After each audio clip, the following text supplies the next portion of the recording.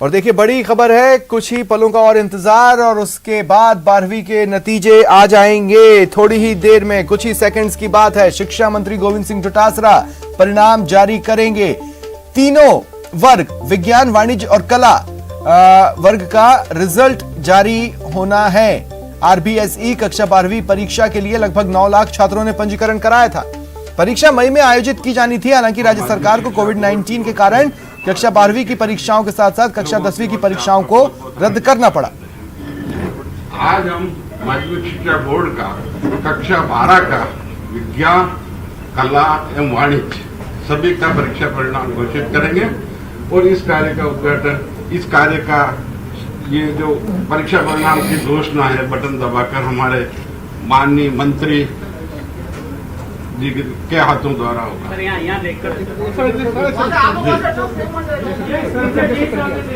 अब आप इधर से 2 मिनट हटेंगे क्योंकि 4 बजे का समय हो रहा है, इसलिए उसके बाद में आप वार्ता कर दीजिए सर।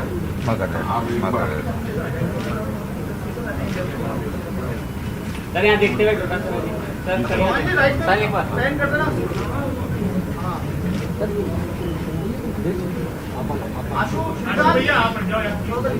थोड़ा माइक नीचे भैया, फोटोग्राफर भैया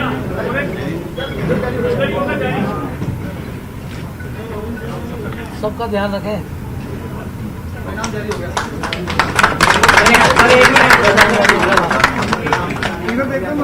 मंत्री जी 1 मिनट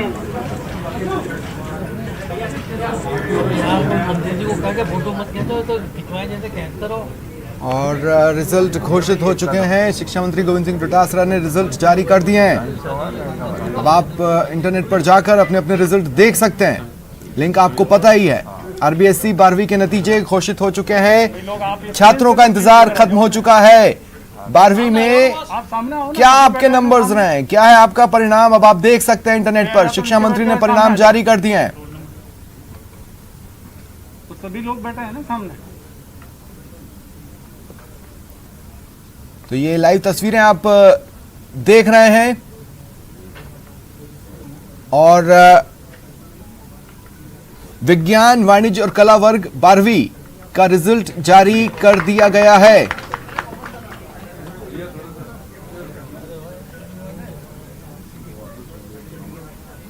परीक्षाएं रद्द हुई थी, फॉर्मूला डिसाइड हुआ और उसके आधार पर रिजल्ट बने हैं, लेकिन यह भी इंतजार था कि आखिर वो रिजल्ट कब आएंगे।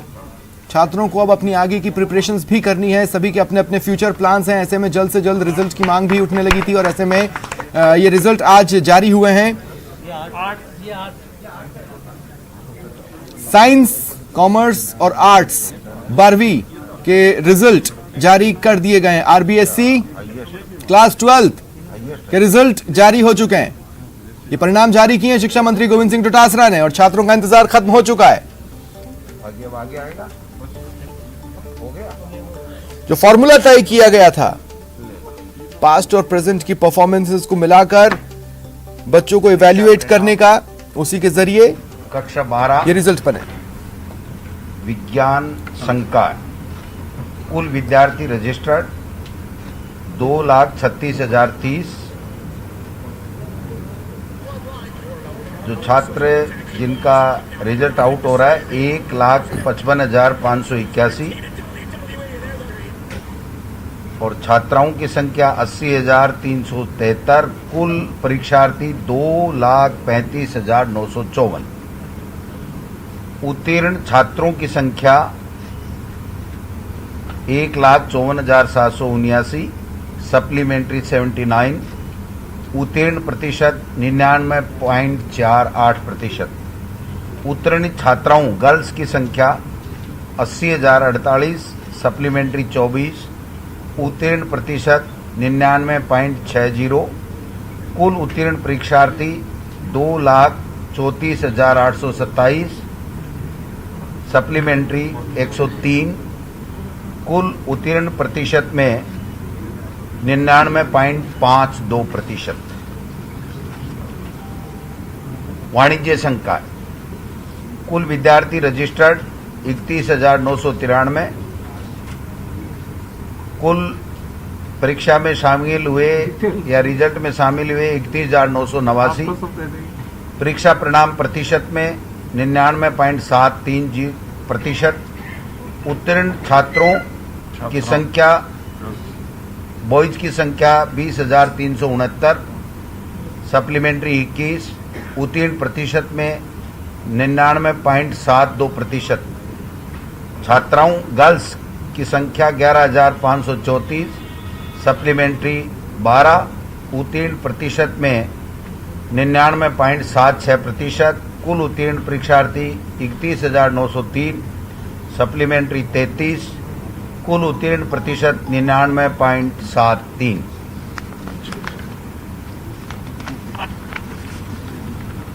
कला संकाय कुल विद्यार्थी रजिस्टर्ड 5,92,218। परीक्षा में बैठे छात्र संख्या 5,92,051। कुल उत्तीर्ण 5,87,239। परीक्षा परिणाम प्रतिशत में 99.19%। उत्तीर्ण छात्रों की संख्या 2,97,534, सप्लीमेंट्री 1,002। उत्तीर्ण प्रतिशत में 99.97%। छात्राओं की संख्या उत्तीर्ण 2,89,705, सप्लीमेंट्री 477। उत्तीर्ण प्रतिशत में 99.41%। कुल उत्तीर्ण परीक्षार्थी 5,87,239, सप्लीमेंट्री 1,479। कुल उत्तीर्ण प्रतिशत में 99.19%। ये तो परीक्षा परिणाम था और मैं आप सबको सरकार की ओर से शिक्षा मंत्री की हैसियत से कहना चाहूंगा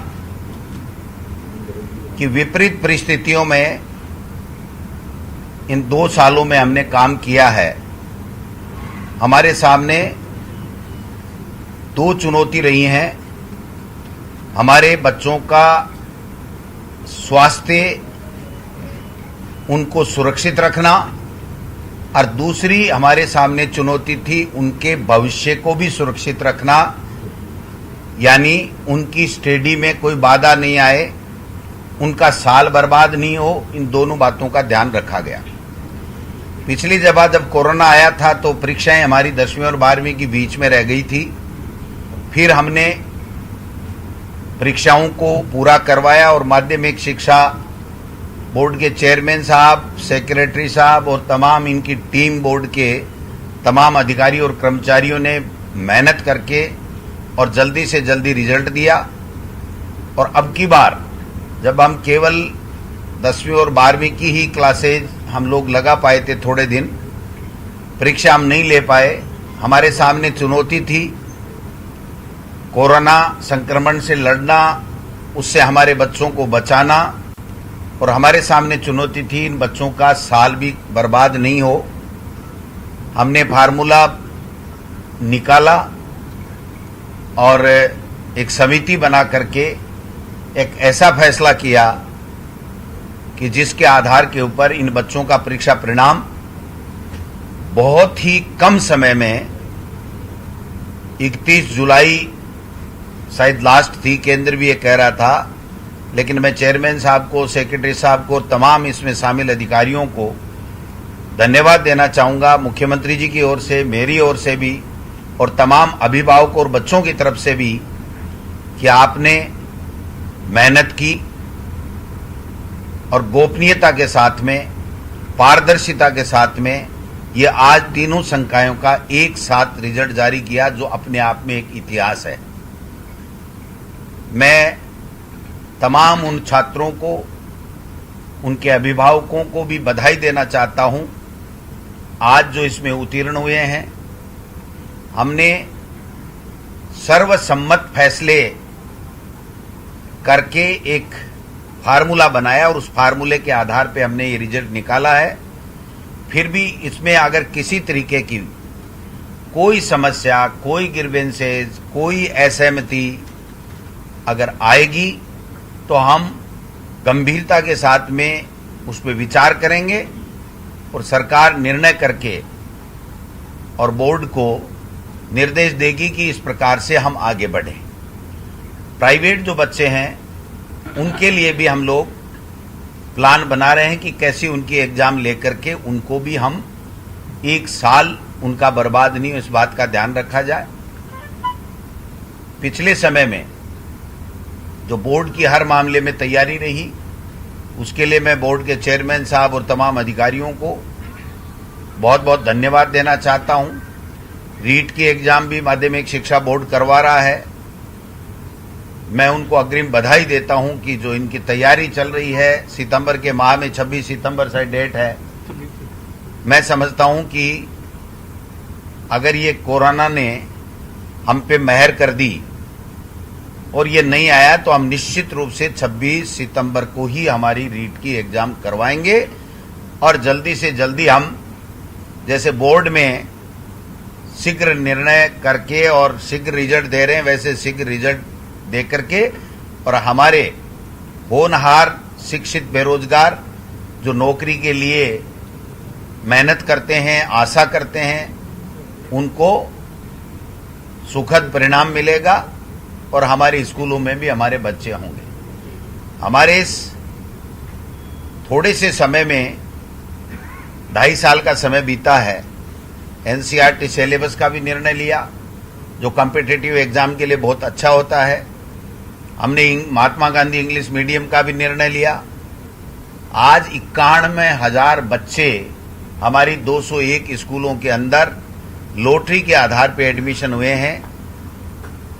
जो हमारी केंद्रीय विद्यालय है और दूसरे जो इंग्लिश मीडियम के विद्यालय हैं उसमें लॉटरी से या इतनी मारामारी नहीं रहती। जो नामी गिरामी 4-5 स्कूलें पूरे प्रदेश में होती हैं, वैसे उसमें एडमिशन की मारामारी और एडमिशन के लिए इच्छा हमारी सरकारी माध्यमिक और उच्च माध्यमिक जो भी हमारी इंग्लिश मीडियम की महात्मा गांधी जी की जो स्कूलें हैं उसमें हुई है। माननीय मुख्यमंत्री जी ने बजट में घोषणा कर रखी है कि हम 5,000 से ऊपर की आबादी के 1,200 स्कूल 2 साल के अंदर खोलेंगे।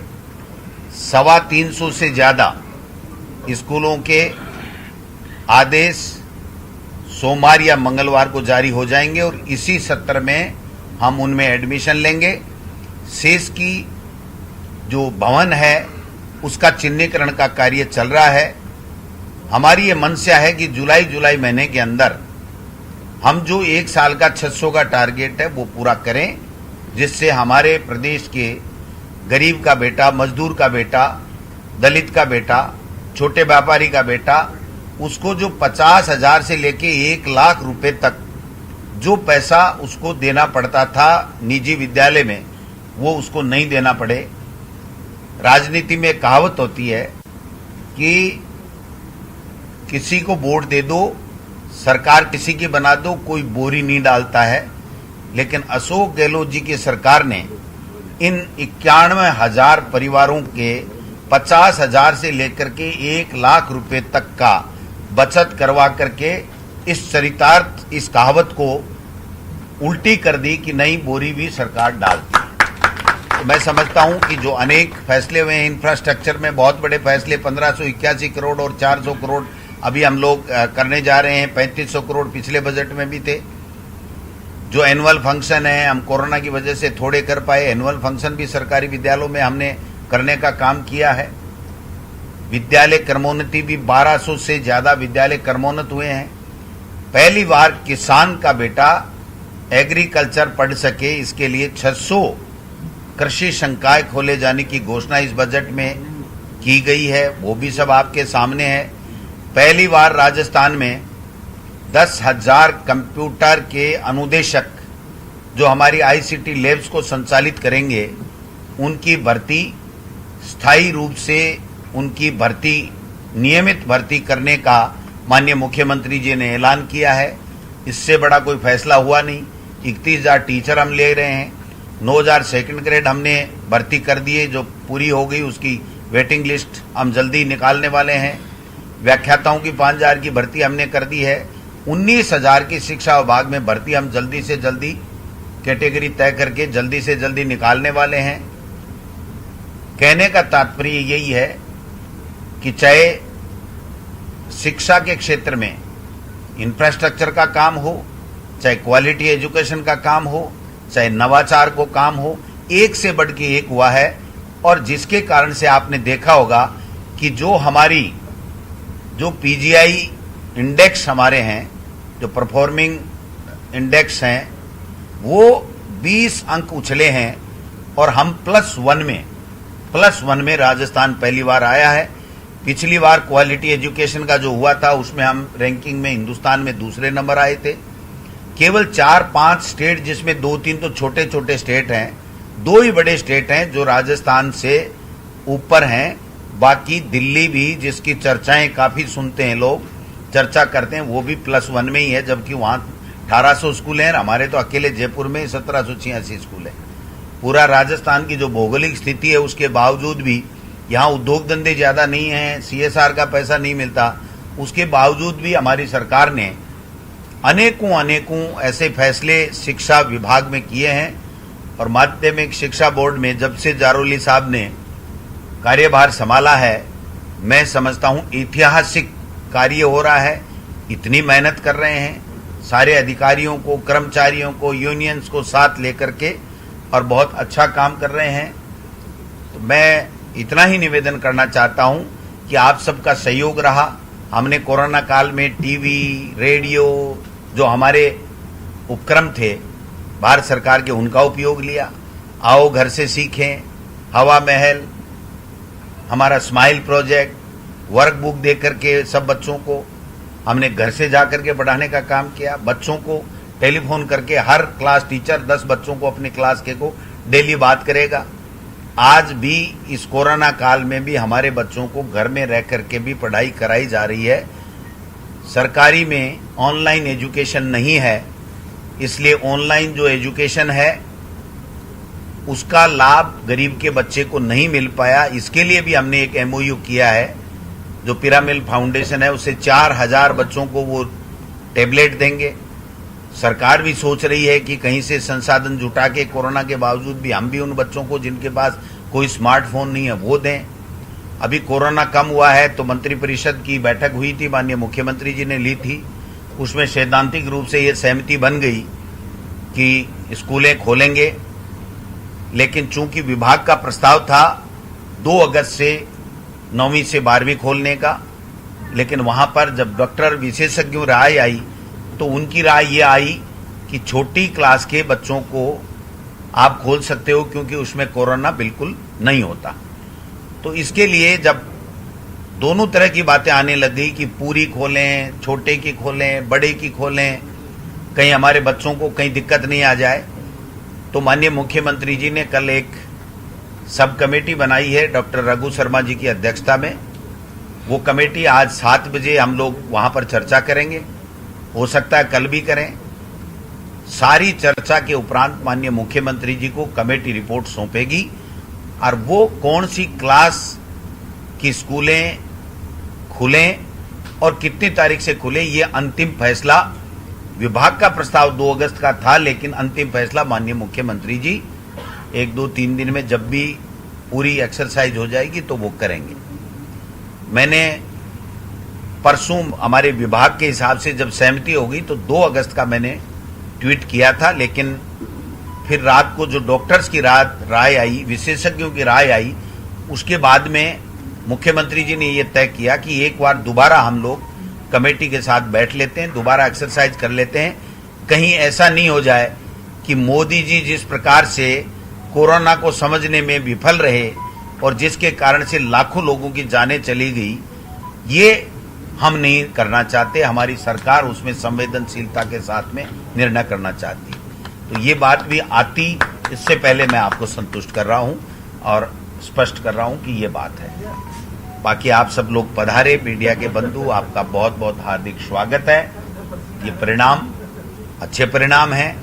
अब हम चाह रहे हैं कि अगर हमारी स्कूल खुलेंगी तो फिर हम इस बार इस तरीके से पढ़ाई कराएंगे कि महीने के महीने उनका हमारे पास में असेसमेंट होता रहे, जिससे महीने के महीने असेसमेंट होता रहेगा तो 2 महीने, 4 महीने, 6 महीने, जितना भी होगा उस हिसाब से हम लोग इसको करेंगे।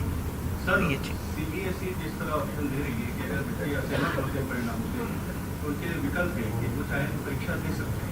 हमारा बोर्ड भी कुछ इस तरह से सोच रहे हैं। देखिए, निश्चित रूप से क्यों नहीं सोचेंगे। हम बच्चों के हित के लिए बैठे हैं। सरकार सबकी मेहनत के कारण से बनी है, सबके आशीर्वाद से बनी है।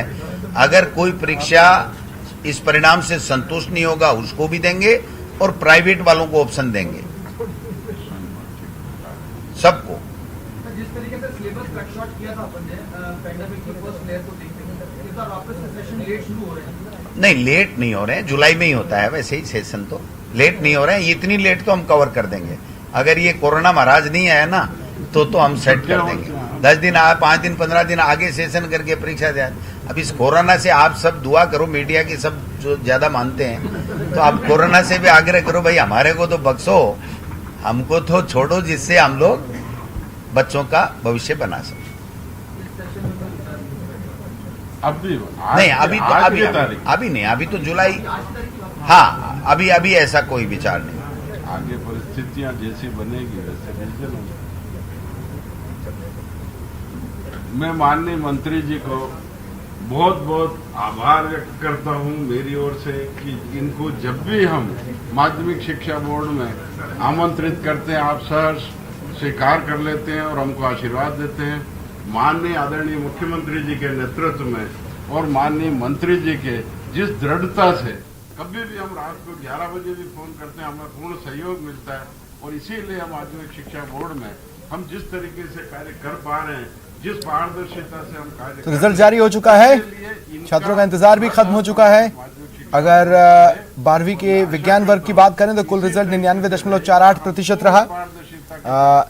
99.60% छात्राओं का रिजल्ट और 99.52% छात्रों का रिजल्ट रहा है। वहीं अगर आर्ट्स की बात करें तो आर्ट्स में कुल रिजल्ट रहा है 99.97%। आरपीएससी 12वीं के नतीजे जारी हो चुके हैं और मीडिया से शिक्षा मंत्री गोविंद सिंह डोटासरा बातचीत कर रहे हैं और रिजल्ट के बारे में उन्होंने काफी कुछ बताया, किस तरह का रिजल्ट रहा है, उन्होंने जानकारी दी। साथ ही अन्य मुद्दों पर, खासकर स्कूल खोले जाने के मुद्दे पर उन्होंने अपनी राय रखी कि इस पर बातचीत चल रही है, मंथन चल रहा है, विशेषज्ञों के साथ चर्चा चल रही है। हाल ही में ये कहा गया था कि अब स्कूल खोल दिए जाएंगे, लेकिन उसके लिए क्या गाइडलाइंस होंगी उसको फिनिशिंग टचेस दिए जा रहे हैं, क्योंकि काफ़ी बड़ा गैप रहा। उन्होंने पेरेंट्स और स्टूडेंट्स की कोरोना काल में पढ़ाई को लेकर जो स्थिति थी उस पर भी अपनी राय रखी। मुश्किल हालात थे और ऐसे में पढ़ाई लिखाई भी किसी जंग से कम नहीं रही।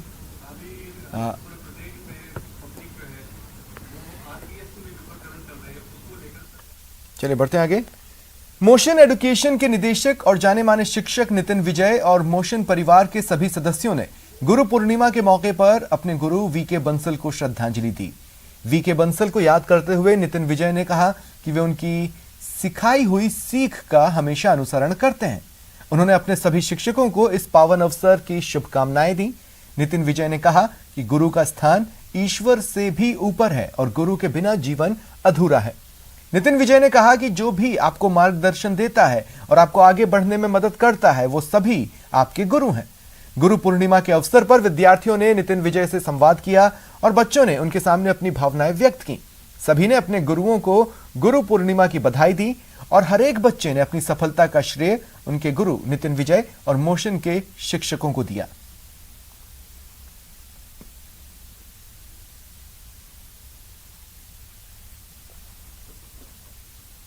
और देखते रहिए न्यूज़ 18 राजस्थान।